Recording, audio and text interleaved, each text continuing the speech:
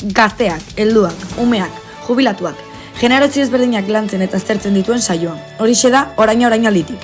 Saio bakoitzean adintarte bat izango da protagonista, eta gizarteko gai ezberdinetan nola eragiten duten aztertuko dugu. Bai, eragin txarrak eta baita onak ere.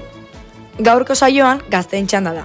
Horretarako gurekin izango dugu Larraitz Iriondo, Itaiako militante ohia azaroaren 30erako deituta dagoen grebaren inguruan ikusleak informatzeko. Baita ere, gizartean geroz eta eragin gehiago duten influencerren inguruko analisti txiki bat egingo dugu kalean, jendearen iritzia jasoz. Alokairuen gorakadaren eraginez, gazteek emantzipatzeko dituzten kezkak ere aztertuko ditugu.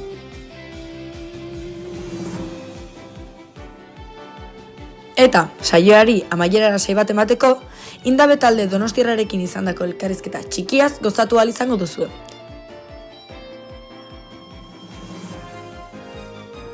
Guzti hau eta gehiago berehala orainalditik saioan. Ez galdu.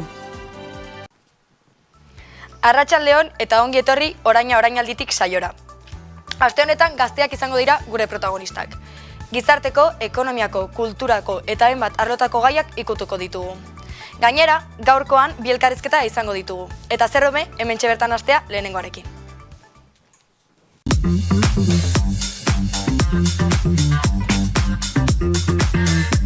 Premiumbeat.com.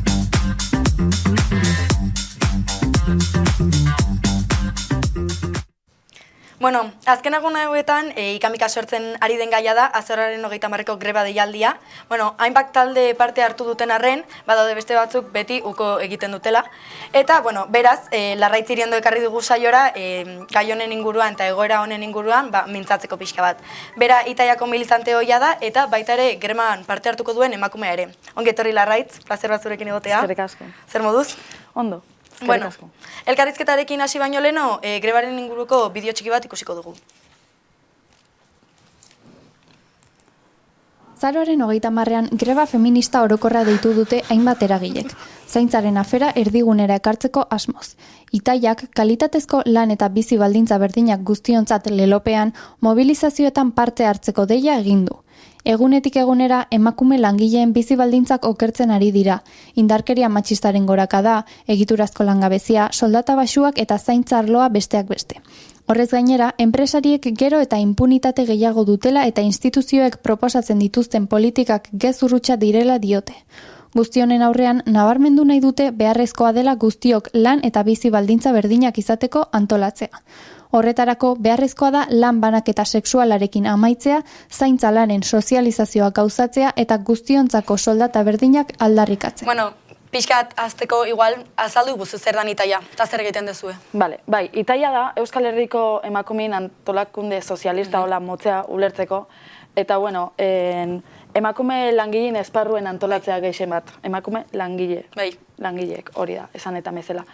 Eta bertako helburue, itxe deuna baino geixo, helburue hobeto ulertzeko esango genuke dela, esplotatzen da zapaltzen gaituen gizarte kapitalista gainditzie esango deu, eta dominizazioik gabeko gizarte bat sortzia izango litzeke Itaian helburu nagusixe, esplotatzaileek alde batea lagatza. Ados, eta bueno, ze arraziorekin deitu ezue greba hau?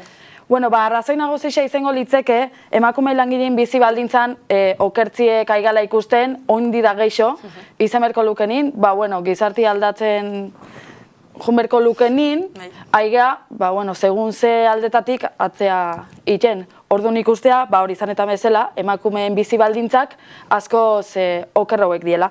Eta baite, gure helburua izango litzeke, guztiok, danok, esanet, eozeinek, Gizarte osua. Gizarte osuek, hori da. Lan baldintza berdinek eukitzie, kalitatezko lan baldintza berdinek eukitzie. Hori izango litzeke greba honen arrazoi nagusixe. Bueno, eta zer dela eta erabaki duzue grebarako deialdi egun horretan egitea, eta beste argudio batzuk plazaratzea? Bueno, ez da Itaian gauzie bakarrik. Hau da, orokorki, talde feminista bakoitzek erabakizun egun hontan greba hau gauzatzie, baino, hori bakoitze, talde feminista bakoitze, jungoa bere irakurketa politikukin. Bakoitze bere ideologixe defendiuiez, baino egune izangoa orokorki. Egun hau orokorki izangoak greba egun bat, eta ez bakarrik itaiakuntzat, baizik eta esanetan bezala. Bai, erakunde asko, Hori da, erakunde askok hartuko parte, talde feminista askok, eta bueno, egun hau konkretuki ez genuke jakingo zeatik izango litzeken, holaxe jarri zan, egun hau jarri zan, baina bueno, itaiak parte hartuko gure esanetan bezala irakurketa politiko propisukin. Bueno, bai, pixkat gertu gelditzea azaroako 25-aren indarkeri matxistaren egunaren alboan, igual bai ez erlazioa daukatela, pero bai gertu gelditzea eta ondo gelditzea azkenian egun hortan itia. Bai, hori da, esan laike atzenin gertuko egun batzuila, gaur adibidez, unibertsitateetan itaiatik, bueno, guetetik, dala unibertsitateko pixket borrokatzeko talde bat, eta gaur adibidez guetetik indeu nola otabost ustet zapatu eraitzean, orduan gaur hartu dugu egun hori eta mobilizazio bat indeu. Orduan, bai, dana... Bai, ikusiet unibertsitateetan, no? En plan, bai, Gasteizeko antolateaz, bale. Eta hori, zuk esan ezun bezala, danak dauke bere loturie, eta orduan erabaki dugu baite, otamarrin... Greba horokor. Bai, greba horokor bat itxe, bai. Bueno, eta kalitatezko lan eta bizi baldintzak duinak guztiontzat da zuen leloa, greba egunerako. Bueno, lehen aipatu jazu zergatik, baina igual pixkat gehiago sakontzeko leloaren lotura iteko. Hori da, aurretik esan dizuten bezala, hori, emakumeen lan baldintzak eunetik eunea, o bizi baldintzak orokorki eunetik eunea, okerro dijustelako, baino, kontun hartu berdeu, gainetik badaurela esplotatzaileek eta zapaltzaileek, eta gu bizigea hoxen konture, esan nahi dut. Orduan, justu, Otamarreko grebien arrazoi nagusitza izango litzeke, zaintzan inguruen, ez? Eta ikustean ez, bueno, zu pentsatzezunin, eta, nire seme-alabak zaitu behar ditut, zein etortzatzularen aburure? Bueno, desgraziz, jendiei emakume etortzezako burure, eta guk nahiko genuke, pixket horren kontraen. Eta parteia pixket hitzein de hori esplotatzaileen da zapaltzaileen ingurun, seinalatu nahi deuna da emakume langileen interesak defendauin berdiela batxe. Eta hori, azken finin horretxeatik. Baita ere, ikusiet, zaintza lanetan, lan banaketan sexual abolitzeko nahiko zenukete, nola gauzatuko zenukete hori? Zein da zuen ideia printzipala? Bai, ikusi danez, oin esplika izuten bezala, emakumiek hartzetxo beti zaintzan referente hori, zuk esan ez bezala, estereotipo de referente principal bezala, eta kalitatezko lan baldintzak eskuratzeko, lehenik eta behin inberko litzekena da, soldata berdintasunek gauzatzie. Hau ze izango litzeke, bai emakume da bai gizonezkoek soldata erdinek eukitzie. Eta hori, lan guztiek, adibidez, zuri izate izuenin garbitzai naiz, o ume bazaitzet, o, olako lan nahi buruz hitzaite daunien, beti zatezuzu, miseri bat iraziko. Baina eske hori hautsin berdeu, estereotipo hori hautsin berdeu. Orduan, lan danak, aitortza sozial bera izetie eskatze duguk, eta hierarkizazioarekin bukatzie, hau da, klasismo ez sortu laik hemen bat, zena, zuk ume bat zaitezulako, o ez dakit banko bat garbitzezulako, o ez dakit zer garbitzezulata, gutxixo bezala hartu izen zaituet desgraziz beti. Nahi dugu hierarkizazio horrekin bukauera bat, eta gero horrez gain, zaintza lanen ardura gizarte osuen jaustie. Zaintza lanen ardura, esaten nahi naizen, dana, atzenin. Danak ikuste bela gutxixo bezala. Bai ekonomikoki eta bai sozialki ikustea gutxixo bezala. Ekonomikoki pentsatze belako gutxi kobratzeala, eta desgraziz ala kobratzea, gaineti hauren zapaltzaileek ikuste belako gutxixo ezela hila, eta emakumeak izan dia gehiago. Eta emakumeak izan da gehiago, hori da, eta sozialkire bai. Esan zuk gizonezko bati, ume bat zaiten jartzeko, zehose garbitzen azteko. Eta gaina emateieten diruan gateik gutxillo. Hori da, hori da. Baita ere bai ikusiet, ingo ez dutela pixkat emakume hoien errepresentazioan inmigranteak dianak, normalian behaieke bai iteute aitonak zaindu, olako lanbide prekarioak esango genuke pixkat, behaien errepresentazioa zuekin goizue, ze azkenian behaiek ere ezin gaute horrelako greba batea joan igual, porque ez daukatela denboraik juteko. Hori da, bai, hori da, behatzen presentazio ingo deu, eta honekin bat nahiko nukena da txertau, guk adibidez martxoak 8 greba deialdixe eite deunien, martxoak 8 inoiz ez dugu ingo emakumeen nazioarteko egune, baizik eta guretzat izangoa emakume langileen nazioarteko egune. Adibidez, adibidea jartzeko eta nik ikuste baldin bat, Rihanna bat, emakume langileen egunin manifestazioan, nik erauko naiz, baino, a ber... Ironiko bezala. Hori da, ironiko da, zuk ni baino baliabide gehiago hauzketzu, adibidez, indarkerin matxista jasan daku nola, baliabide alternatiba gehiago hauzketzu, zuk aurreiteko, adibidez, ez dakit, laguntza psikologiku jasota, o... Egoera, indarkerin matxista bizitzen baldin badizue, bai normalian, behaiek representazio gehiago aukate, osea... Hori da. Defendatzeko eta bai aukera gehiago dituzte gu baino. Hori, izan nahi dut. Eta emakume imigrantie, bueno... Oiek ja... Hoxek ja, dauzkebe zapaldute zurrena emakumizeteatik, imigrantizeteatik. Bai, lanbide prekarioak itituzte gehienetan, osea... Hori da, behaixen bizixe aurre atatzeko, eta atzenin, bueno...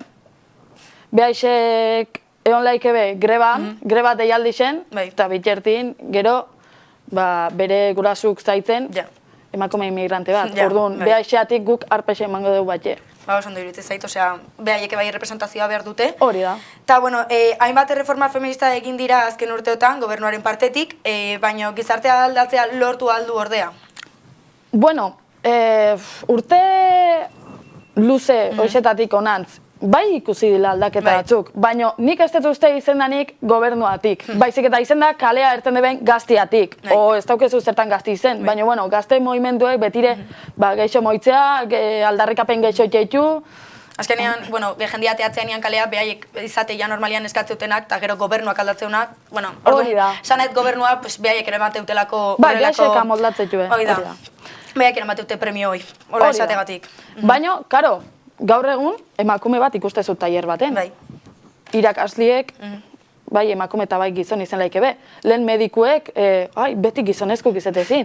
Bai emakume, bai gizon. Bueno, aldaketa hoxe behintzat eman die. Emakumeek ikusi dugu, etxeko lanetan bakarrik ez diela hoten. Zanaet, lehen garai baten, hola ikustezan, zu emakumizea etxeko lanetako. Ez, horrek aldain bertzun. Ta, bueno, behintzat zorionez, alde hortatik, aldaudia gauzek, baina ondik bire oso luzitzea. Asko geixegi, bire luzia dauke hori dana aldatzeko, baina bai aldaudila, baina zaneten bezala ez gobernuatik.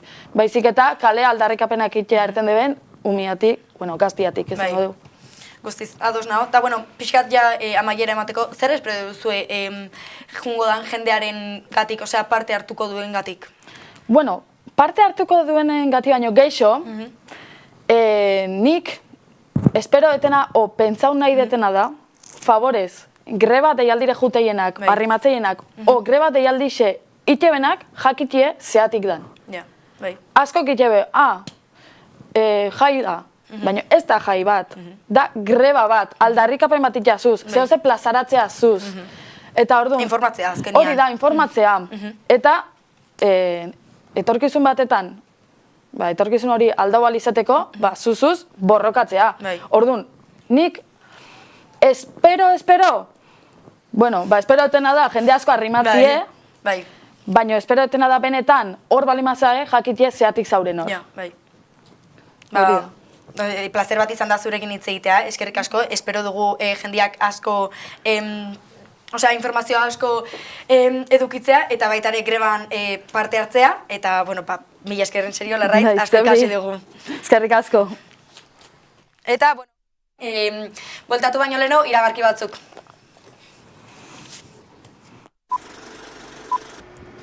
Ez, azaroko 22an, arratsaldeko 4etan, Futuren nahi zaituztet ikusi. Agur!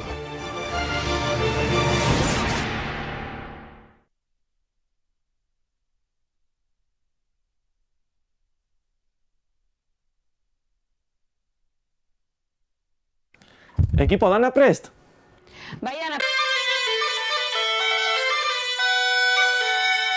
Arantzazuko baiara. Milaka txoko txiki eskutatzen dituen Euskal Herriko txoko txiki bat. Azaroaren 22an Gurean, txoko txiki, arantzazun.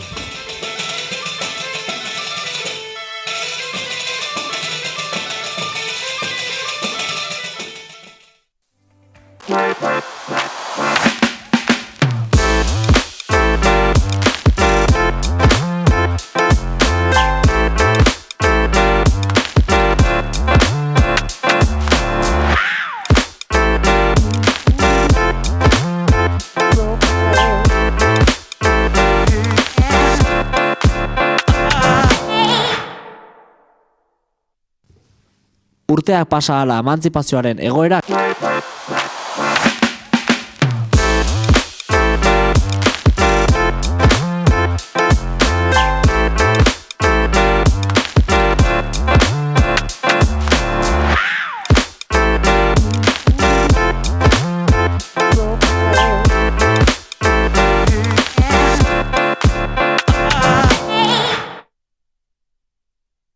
Lehen aipatu dugun bezala, eta zuek bai pixkat laburpen txiki bat eukitzeko elkarrizketaren inguruan, izango zen pixkat emakume langileon emantzipaziorako beharrezkoa izango dela zapalkuntza onartzen duen gizarte antolaketa kapitalistarekin amaitzea. Eta, hau izango da pixkat greba deialdiaren helburu nagusia. Baina, gazteok ze momentutan daukagu emantzipatzeko aukera? Badaude ikuspuntu desberdinak, gazte batzuk etxetikan juten diranean, ikasketak direla eta, gurasoen menpe bizi dira, eta beste batzuk berriz egiten dutena da lanean hasi eta bere gastuetaz arduratuz.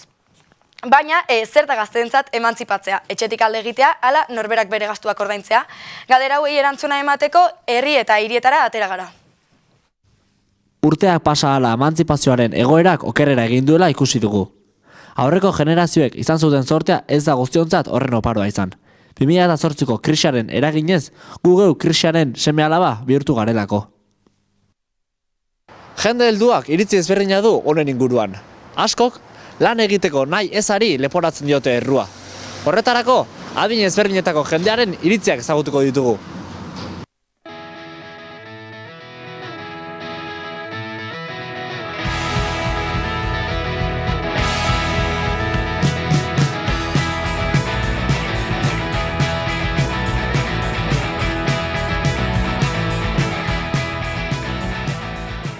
Ni, 19 urtekin joan nintzen etxetik eta nire etxeko egoera etzan ona. Eta nire kabuz, lanean hasi nintzen eta ikasketak ordaindu, horrekin batera. Orduan gurasoen kontura bizitzea, badaki zaila dagoela, geroza zailagoa, baina gogoa baldin badago, nik uste ez dakit.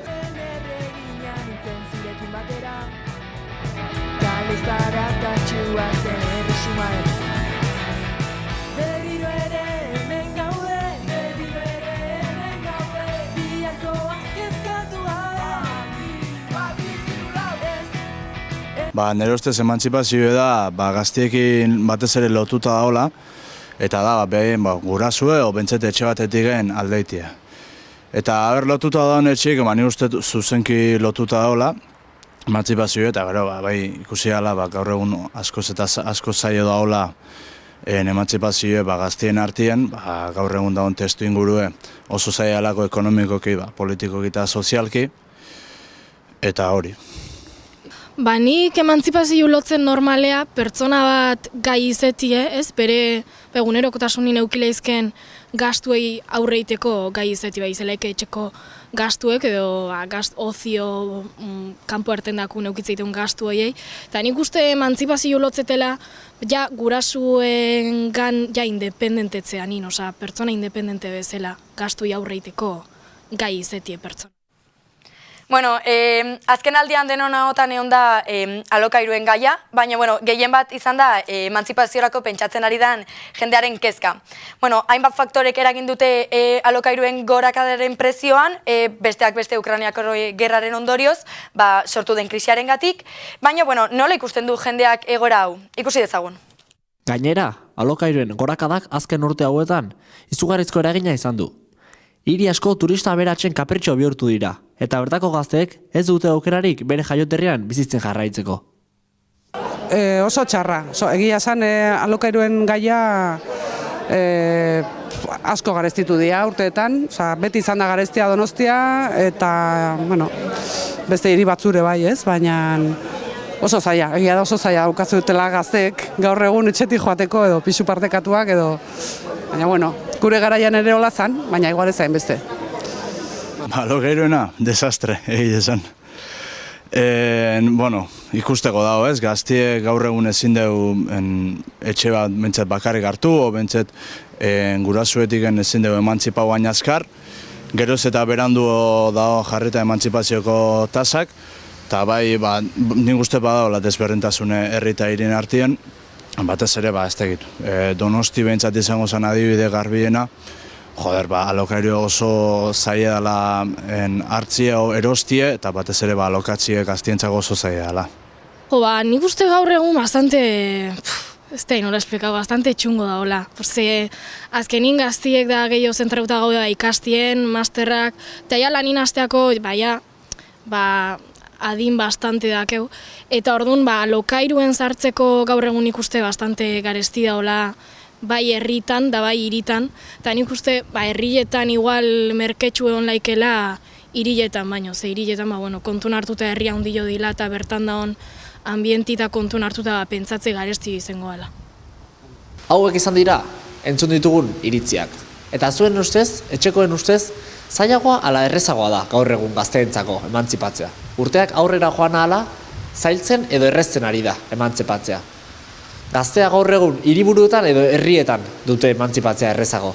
Zein da zuen iritzia? Bueno, mila esker Xabi, ikusi egun bezala hainbeste jende dago arazoak edukitzen ordaintzerako orduan, baino, eta beste batzuko daude diru kantitate pila bat irabazten ari direnak. Hoiek influencerak izango ziran. Azke urte hauetan influencerrak gero eta indar gehiago hartu dute, modu batera ala bestera, bai gazte eta ez hain gazteen ahotan daudelako €1. Baina zer da benetan influencerra izatea? Jakingo zenuke definitzen? Gaur Donostian gaude jendearen iritzia jakiteko. Zer etortzen zaizue burura influenceritza entzuterakoan, benetan ogibide bihurtu dela uste alduzu? Bazakit tipiko Instagram edo agertzen dien, ez? Zea horiek. Egia esan, ni mileniala naiz, oain igual zuen generaziotik pixkatu urrundu egin geha, eta ja influencer mundu hori urrutik gelditzen zait pixkat. Pues me viene a la cabeza marketing, ventas y mucho postureo. Pues Instagram y gente que crea contenido, principalmente lo primero que se me viene a la cabeza de moda y de ropa y tal. Bueno, alde batetik uste dut, eragin gehiegi dutela gazteengan, eta, azkenean bere autonomia edo gure autonomia galtzen dugula alde horretatik. Ikusi ditugu, baina zuek hobeto ulertzeko influentzera azkenean izango zen sare sozialetan presentzia eta sinesgarritasuna duen pertsona bat. Komunikatzeko edozein kanaletan nabarmentzen den pertsona, eta baita ere gai jakinei buruz bere iritzia ematen duenean eta jendearengan eragina duenean. Horretarako eta pixka bat gehiago ulertzeko influentzerrei buruz, gure kolaboratzailea ekarri dugu platora, kaixo Xuban, zer moduz? Kaixo, ondo. Konta iguzu pixkat, zuk ze influencer jarraitzi dituzu? Nik analizatzen ditut influencerak, baina gero nire denbora librean batzutan ikusten dut Euskal Herriko panoraman tertulia tistazo. Tertulia tistazok Twitterren eta egiten ditu elkarrizketak, eta gero baditu beste sesio batzuk edo direla hitz egitea segidoren artean, eta bakoitzak bere gauza kontatzea, eta azkenean izaten da momentu bat pixkat jendea parre egiteko eta ondo pasatzeko. Eta hortan pasatezu denbora, ezta? Bai, ezkenean izaten dira 2 ordu eta horrela, eta 2 ordu horiek hor egoten geha, eta oso ondo pasatzen dugu. Osea, podcast du bat iteu, no? Bai, azkenean da, bera hasten da hitz egiten, eta gero bere hitz egiten, bere lagunak edo hitz egiten ari direnak, hasten dira galderak erantzuten, eta gero beraien artean solasten. Oso ondo. Eta, zer ekarri guzu gaur?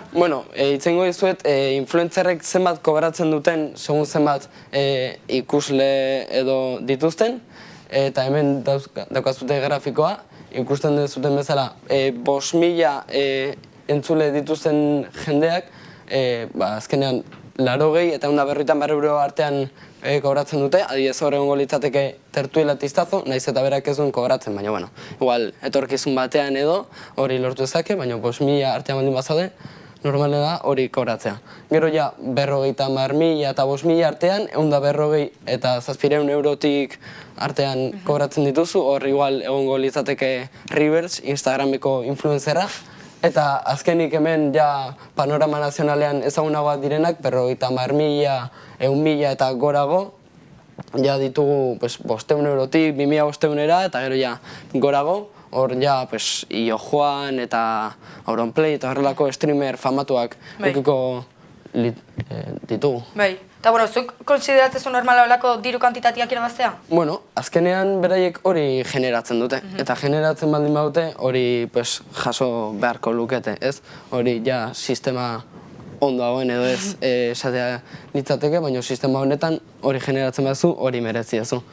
Eta azkenean beraiek gizartean eta gazterian eta gero igual pixkat helduago engan influentzia oso importante bat dute, jende askok hori erabiltzen du bere denbora librean nik bezala tertuliatistatzen zuterakoan ondo pasatzeko, eta azkenean oso importanteak dira gure gizartearentzat. Azkenean entretenimendu itete, no? Bai, claro, hori batzuk igual informatu, baina askok ere bai entretenitu eta azkenean denbora pasatzeko modua da. Osea, zuk lan bat konsideratzen? Bai, noski, azkenean beraik orduak eta orduak ematen dituzte honekin, streameatzen edo bideoak egiten edo dena delako egiten, eta azkenean horregatik kobratu egiten dute, eta horren hori lana izan beharko litzateke. Eta lehen ikusi ditugu nire bideo batzuk, kalera atera ginenean Donostira, baina orain bideo gehiago ditugu. Zer egiten, ze lan bat alda influentzera izatea, hori galdetuko dugu jendearen aurrean. Gizarte kapitalista baten gauden heinean, noski demanda dagon bitartian, eskaintza hor dago, eta zilegi da. Pues bueno, al final el mundo es el que es y ganan dinero pues por las marcas, pero a mí ni me parece que es un trabajo ni que tendría que estar tan valorado en la sociedad como está. Yo creo que pueden, que está bien pagado por el tema de sponsor y tal, pero no sé si es un modo de vida que se puede mantener mucho tiempo. Hauek izan dira donostiarrek kontatu dizkiguten iritziak. Baina orain, lehen eskutik, Pablo Lizeaga ikiko dugu. Tertuliatistazo bezala ezagutzen dena. Gizarte kapitalista baten gauden heinean, noski.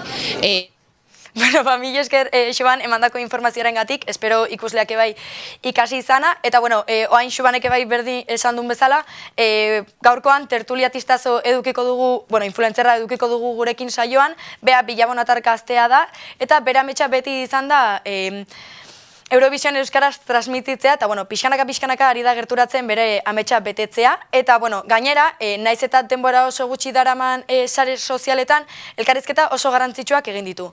Bueno, ea, Pablo, hortikan altzaude? Kaixo, Pablo, bueno, nola definituko zenukezuk influencer izatea? Bai, bueno, azkenean influenzerren lana, azkenean jendeak, hitzak esaten duen bezala, jendean influentzia bat eukitzia da. Modu asko daude influenzerra izateko, adibidez, baztakit nutrizioi buruz hitzaitea, eta beste gauza asko. Nik adibidez, elkarrizketak iteitut, irratsaio moduko bat egiten deu, eta hori da azkenean ere lana. Ez naiz influenzerra konsideratzen, baina lertu ezaketela horrela konsideratu daitekela nire lana. Eta, bueno, nola hasi zinen zu? Zure ibilbidearekin ebai zure irabazi ekonomikoak gora egin dute? Ni hasi nintzen, duela 5 hilabete gutxi gora bera, elkarrizketak egiten eta hola, hasieran broma bat bezala hasi zen. Baina, lehenengo elkarrizketarekin eta horrela, ikusi genuen jendei gustatu zitzaiola, jendea divertitu bintzala, eta aurrera eman genuen gure proiektua. Diruaren kontuekin ez dugu ezer irabazten, ni behintzat hobiz egiten dut, ulertu ezaket beste batzuk kobratzea eta horrela, baina ni adibidez ez dut ezer txore kobratzen. Eta, nahiago etorrela jarraitzea, azkenean lana izango balitz, seguraski pixkatago biatu ingo nitzateke, eta, bai, hori da, guztia.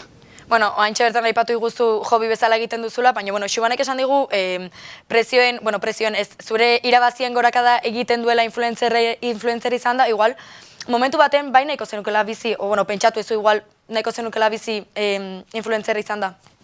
Ba, a ber, bai eta ez. Lehen esan dudan bezala, nik uste lana bihurtuko balitz, nik gehiago agoiatuko nintzateke eta nahiago hobby bezala mantendu, pixkanaka ateratzeko elkarrizketa, egiten ditugun beste gauzak eta horrela. Adibidez, duela gutxi egin genuen proiektu bat Eurovisionen inguruan, eta hortaz bai gustatuko litzaidake bizitzea, nire txikitatikan hori zen nire ametsa, eta bai, zati hortatikan bai gustatuko litzaidake hortaz bizitzea, nik uste ondo pasako nukela, lan ona dela, baina beste aldetikan hori elkarrizketak eta horrela egitea, gustatuko litzaidake hobby bezala mantentzea. Eta, ja pixkat amaitzeko, zure ustez influencer lana legitimoa da? Osea, zuk lana kontxideratzezu? Depende ze influencer mota dan. Adibidez batzuk badaude, niko toksikoak bezala konsideratzen ditudanak, beste batzuk bai egiten dutela gizartean nahiko, lan ona. Bai, lan legitimoa konsideratzen dut, bai. Beste gauza da gustatzea, ala ez gustatzea, baina bai, nik uste lan beste guzti bezala legitimoa izan daitekela, segun nola egitezun, lehen esan dudan bezala, baina bai, noski baietz. Eskerrik asko, Paulo, guri tartetxo hau eskaintzeagatik eta zuzeneko gurekin izateagatik. Eta, orain, zuzeneko elkarrizketa txiki honetatik Donostira egingo dugu salto. Amane Albizure gure taldekidea, Indabe taldearekin izan zuen solasaldiaz gozatzeko. Indabe izango zen pixkat 2021-eko Donostiako antiguoko auzoko lau gazteren artean sortutako musika taldea da, eta orain arte pixkat Gipuzkoako bai gaztetxe eta bai jaietan jotzen ibili dira, baita ere gaina interesatzen baldin bazaizue, Orioako gaztetxen egongo dira ostiral honetan, 11:00 pasa nahi baldin badezue, eta ikusi ezagun zer daukaten kontatzeko.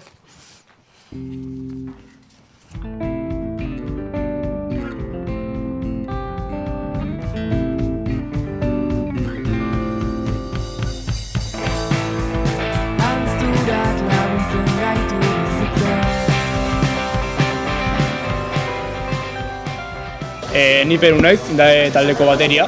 Ni Nora, Indabe taldeko gitarra. Zer bultzantu zintuzten Indabe taldea sortzera? Laubokin gabiltza musika eskolan, jakintza musika eskolan Antiguan. Eta orduan egia da, duela bastantetik hasi ginela, elkarrekin jotzen eta horrela, orduan izan da pixka progresiboa, nik uste. Bai, behaiek hasi zian lehenengo, Indabe behaiek zian, 3, eta orduan nitxartu nintzen bateriakin. Gauza da genekala, Zijo gazten behaiek artean turnatzen, eta nik uste sortu zaiela beharra norbait sarteko bateriakin, eta hola seginen. Eta musika panorama honetan zeintzuk izan dira zuen erreferente? Da pixkat topikoa, baina berri txarra nik uste. Denentzat ez da. Eta bestela, gira esan ez dakit. Txikitan nola euskal musika ez ditu oso referente, baina gero ez da gehiago bai uki ditu. Azken aldian batez ere, Etxekalte, Thatchers, Abi, eta holako. Eta gero laminak ere gontzan epoko bat, esan nik uste izan dela pixkat, hasi ginen atik pixka juntan latzen ere bai ez. Zai ginen entzuten momentu antala, baina bai, hasieran berritxara izan. Eta gero beti gaude epoka, baina bai. Eta nolako harrera izan du taldeak? Nik uste zamar dela oso honezan dela. Nik uste, ulertu behar da ere beti festa giroan nahitu gehala, orduan jendea festan ondo bitzea. Baita gero inguruan ere, ezagutzen jendea eta horrela orduan azkenean askotan geratzen da ikusten dut, ez norbait ezagutzen estenarioan ja de por si gustatzen, ondo pasatzen zila. Oain ja gaude pixkat gure bilbidea zuzentzen gure musikara, eta hori bai dela pixkat zailagoa. Baina, hortan nahi gara. Eta suerta izan dago nik uste dut ere, beste berleik. Laguntza asko. Eta zuen abestia konposatzerako orduan, zei gai jorratzen dituzu edo? Nik uste, hain ez dago, baina usue da abestiak egite dituna. Eta behak asko esategu, dela gure adinako edozeini pasa daitezken 1000 gauza egunerokotasunean, eta hori da batez ere. Ida generala, nik uste azkenean ez dugu inoiz zuzendu, honetaz zegoen ere batez ere dela, eta pixkat ateatzea izuna, ateatzen zaioana momentuan. Bai, ateatzen pentsamenduak, sentimenduak. Bai, eta bizipenak azkenean horregaten pixka generala izan. Bai. Eta nola ikusten duzu euskal panorama, gazteen panorama zehazki, musikan? Nik uste bastante, de hecho, pertsonalki deskubritzen gero eta gehiago taldea, bastante talde daudela gure daineko jendeanak, eta horrela, pues, egienak saiatzen musika munduan sartzen da horrela, eta inaletik hori, uste nora baino gehiago. Bai, nire aldetik, zenbarret oso sartu da nagola, panoraman, eta 1000 talde daudela, eta oso ona. Eta nik uste badagoela potentziala, eta hurrengo urtetan egon gara giro polita, herritan eta festetan, kontzertu honekin. Eta alde ekonomikotik joan da, izaten alduzu diru laguntzarik diska bat sortzerako orduan edo abestiak egiterako orduan? Esan ez, badaude, egia daudela, baina ibili behar da pixka espabilau. Bai. Eta bestela ez daude ora asko, egia da ondo legokela pixka laguntza bat egotea, baina ora... Gero ere nik uste proiektuan nola bideratzen ezun ere bai, hartzen ezan gure diska izan duen pixka bat, pues igual momentuan maketa bat izateko zegoen bideratu, orduan ere zuen planteatu nik uste ez daren, ez diru laguntza. Ba, igual proiektu bat odela ondo zuzenduta bai lortu ezagezu zerbait gehiago, baina... Eta kultura beharra dina babes jasotzen alduela uste alduzu estatuaren aldetik gehien bat? Ez dakit, bai, bueno. Azken urtetan nahi da ematen nola bultza bat, edo kulturala eta bidana. Gero daude kontraesan batzuk, nire ustez. Guk adibidez nik ezin dut bateriako plato bat erosi, baina beste batek galdu GTA bideojokoa erosi. Gaude hortik. Baina, behintzat, zerbait ite bada, osate bada.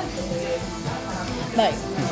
Gero bai, ekitaldiak eta antolatzen dela batzutan ere uste dizutenak hola, baina hori, pixkat hori.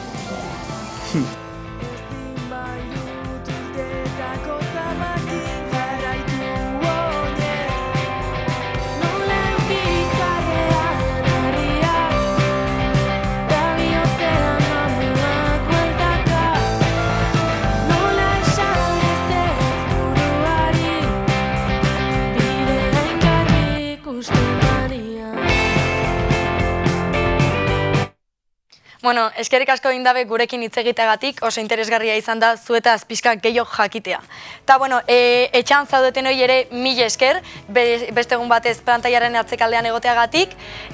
Hurrengo astean jubilatuak izango dira gure protagonistak, ostegunero, arratsaldeko 7:00 Mu Telebistan. Ondo izan, eta plazer bat izan da. Ilargiak ez du berotzen gehiegi, talare hemen egongo gara beti.